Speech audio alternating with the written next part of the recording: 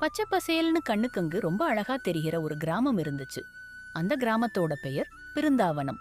அந்த கிராமம் முழுக்கே பசுமை, சின்ன சின்ன மலர்கள், பறவைகள், நதி ஓசை எல்லாமே ரொம்ப அமைதியாயும் அழகாயும் இருந்துச்சு.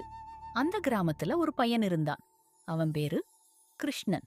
அவனுக்கு ஒரு விசேஷம் இருக்கு. அவப்ப ரொம்ப நல்லா புல்லாங்குழல் வாசிப்பான்.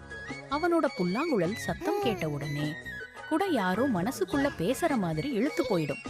அதே நேரம் பிருந்தாவனத்திற்கு பக்கத்துல இருக்கிற ஒரு வேற கிராமத்துல ஒரு அழகான பட்டாம்பூச்சி இருந்துச்சு. அவளோட பேரு புஜ்ஜி. அவளுக்கு சுதந்திரமா வானத்துல பறந்துடணுங்கிறதுதான் கனவு. புஜ்ஜிக்கு அது எப்பவும் சாத்தியமா இல்ல. ஏன்னா அவள் நண்பர்கள் பூக்கள்ல எல்லாரும் அவளை கட்டி வச்சிருந்தாங்க. ஆனா புஜ்ஜிக்கு அந்த கட்டுப்பாடுல இருந்து வெளியில போகணும் போல இருந்துச்சு. ஒரு மாலை நேரம், சூரியன் மறையும் நேரம், வானம் சிவப்பாய் மெல்ல சாயும் போது புஜ்ஜி சுத்தி பறக்க ஆரம்பிச்சா. அப்போ திடீர்னு ஒரு புல்லாங்குழல் சத்தம் கேட்டுச்சு. அது அவள மாயம் போல இழுத்துக்கிட்டுச்சு. பார்க்க போனதா ஒரு மரத்தடியில ஒரு பக்கம் அமர்ந்தபடி கிருஷ்ணன் தான் வாசிச்சிட்டு இருந்தான். அத பார்த்த புஜ்ஜி தன்னையே மறந்து புல்லாங்குழல் சத்தத்துல மூழ்கி போச்சு. அவளை பார்த்த கிருஷ்ணன் மெதுவா கேட்டான், யார் நீ? இந்த சாயங்காலத்துல இப்படி தனியா வந்திருக்க? அதுக்கு புஜ்ஜி, நான் பக்கத்து கிராமத்திலிருந்து வந்த புஜ்ஜி, பட்டாம்பூச்சிதான் நான். அப்படியே இருவரும் சிறிய உரையாடலோடு நண்பர்களா மாறினாங்க. நாட்கள் கடந்து சென்றது.